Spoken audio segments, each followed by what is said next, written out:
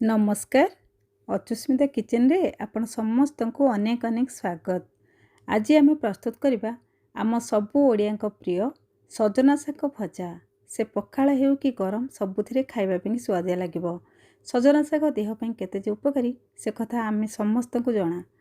Vitamin और mineral भरपूर सजना शाग आम सबू ओडिया घरे घरे परिचित।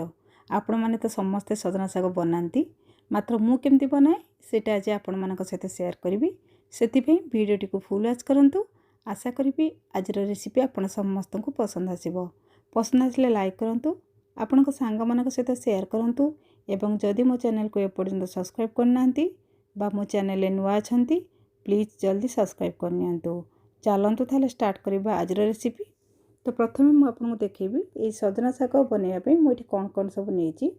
तो ये आपण देखु मुझे सजना शाग को प्रथम तार डेम्फर छड़े एमती पत्र को अलग कर नहीं।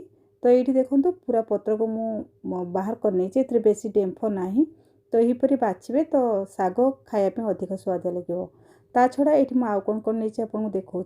ये देखु कि कखारू बा बोईतालूर चोपा को छड़े मुझे छोट छोट कर काटिक रखी।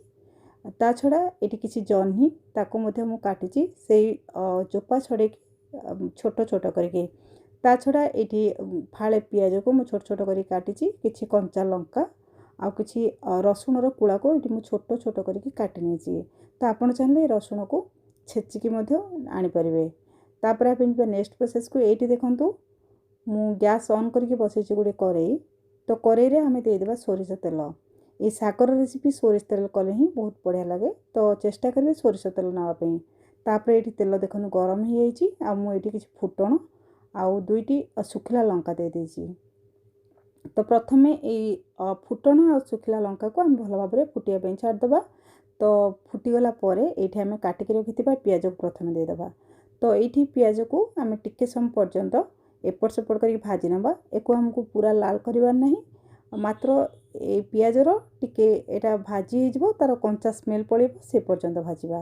तापरे एठी आमे काटिक रखिथिबा रसुणर कूड़ा आ कंचा लंका को देदेबा। तो रसुण आ कंचा लंका देला परे पियाज सहित एको आमे किछि सेकेंड पर्यंत एपरि भाबरे भाजी नवा।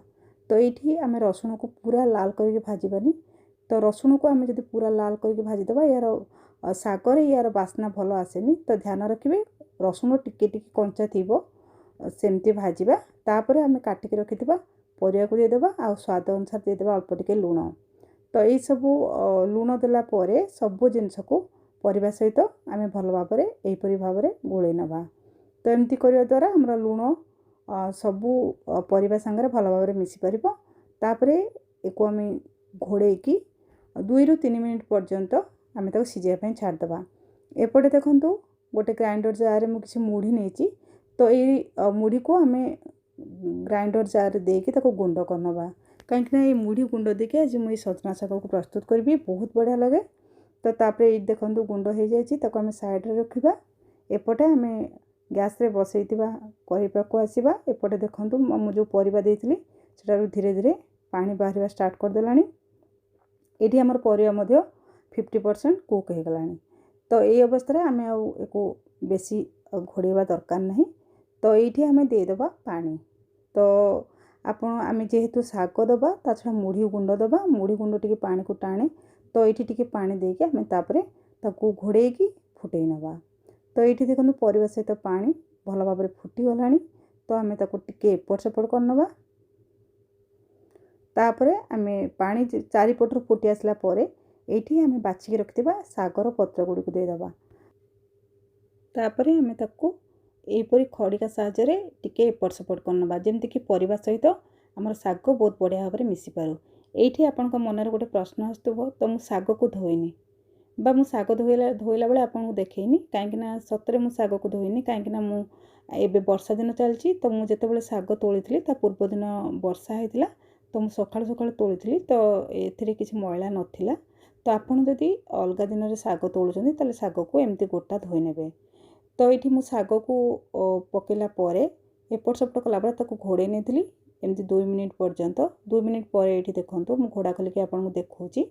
तो देखो शाग आमर धीरे धीरे सीझी आसला मात्र यहाँ भलसे सीझिनी सबू शागठू सजना शाग आमर टिके डेरी सीझी थाए तो मझे मझे एमती घोड़ा खोलिक टिके एपट सेपट कर नौथबा तल शाग गुड़िक उपरको और ऊपर शाग गुड़िक तलक देके आम एपरी भाव में एपट सेपट करनवा तापर ये जेहेतु शाग सीझिनी मु आउ 1-2 मिनिट पर्यंत ये शाग को घोड़े नेबी तो 2 मिनिट पर मु घोड़ा खोलिक आपको देखौची देखंतु शागरु आमर पानी धीरे धीरे सुखिला हो गलानी मात्र टिके टिके पानी अच्छी तो एतिकी ही पानी थिबा दरकार ता छड़ा देखंतु परिबा आमर पूरा भल भाव में सीझी गलानी माने आमर तरकारी बा शागरे जेतिकी आमर परिबा सीझिबा कथा तो एठी आमे तापरे एपट सेपट करनवा तापरे आमे जो मुढ़ी गुंड करके रखथिले सेठी 2 चामच एठी मुढ़ीर गुंड मु देछि तो आपण केतिकी शाग नौचंती से हिसाब रे मुढ़ी गुंड को देबे आउ ए मुढ़ी गुंड को देके आपण निश्चित भाव में थरे प्रस्तुत करंतु देखिबे बहुत ही बढ़िया लगे तो देखंतु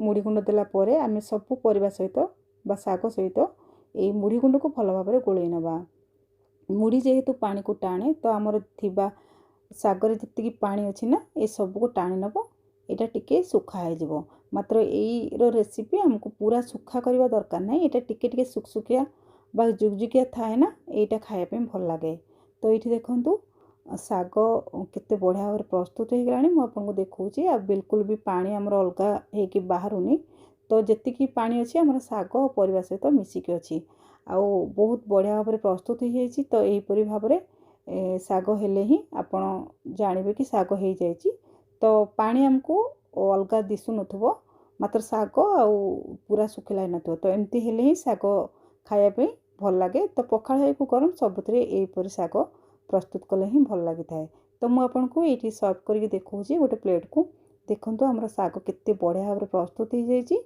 आपण देखिकी जानि पारुथिबे तो शाग पूरा ओरिजिनल कलर देखंतु पत्र रे रहिछि यार कलर बिल्कुल भी चेंज होनी तो शागर पत्र को आपड़ देखिकी जानीपर शाग केतिकी टेस्टी होइतिबो तो जदि आपणकर शागर कलर चेंज हो जाउछि ताले जानवे शाग बिल्कुल भी टेस्ट लागबनी तो एमती मो प्रोसेस आप निश्चित भाव में थरे ही शाग को प्रस्तुत करंतु देखिए बहुत स्वादिया लगिबो से पखाळ हेबि कि गरम सबुथिरे खाया पे तो आज रेसिपी आपण मानक केमती लागला कमेंट सेक्शन में जनइबे आज पई कि रहिली पुणी आसीबी आउ एक रेसिपी नहीं जय जगन्नाथ।